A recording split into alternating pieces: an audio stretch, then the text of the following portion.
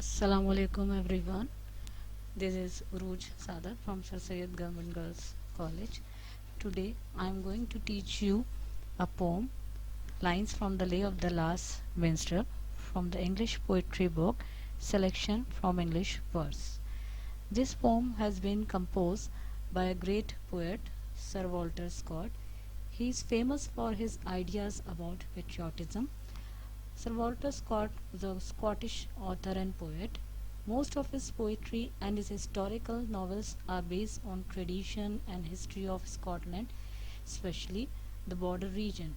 His most famous poems include The Lay of the Last Minstrel and The Lady of the Lake.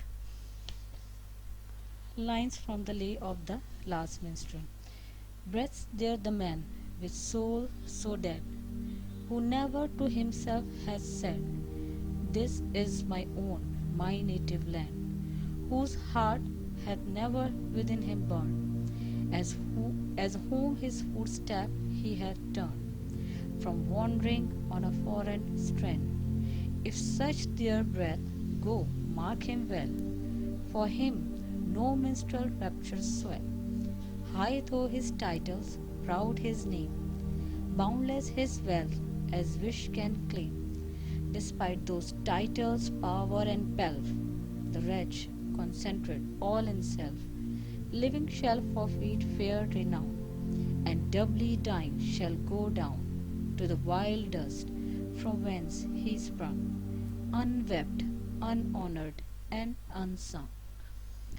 In this poem, the poet Sir Walter Scott says that the man who has no love for his country is quite worthless. If he does not feel excitement and emotional attachment with his motherland as he comes back from a foreign country, he is a dull fellow. He deserves no sympathy.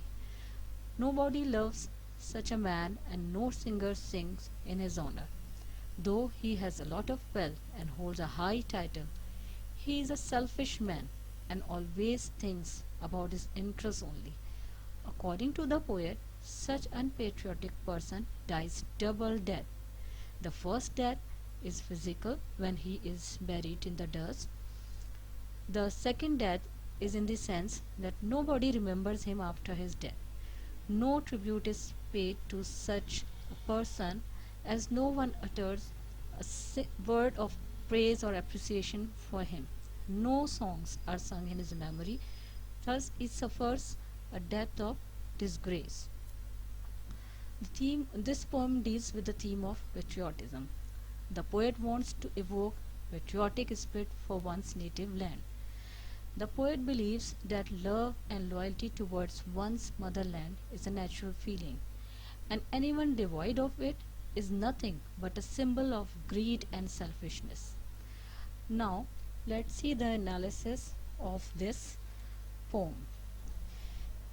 The very long poem from which it comes is written in octosyllabic rhymed couplet with occasional variation. All the lines are octosyllable. Octosyllabic means 8 syllable, and we have the regular rhyme couplets. Rhyme couplets, pair of lines with the same rhyme. So that we have the regular rhyme couplets from line 7 to the end. But line 3 rhymes not with line 4 but with line 6, land and strand.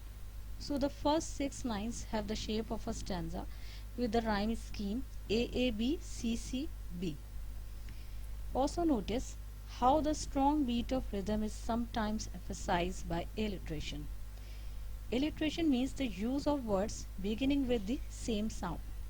We have it in line 11 with its power and pel, and more sustained in line 14 and 15 with "and doubly dying shall go down to the wild dust from whence he sprung." Now that's all about this poem. Thank you.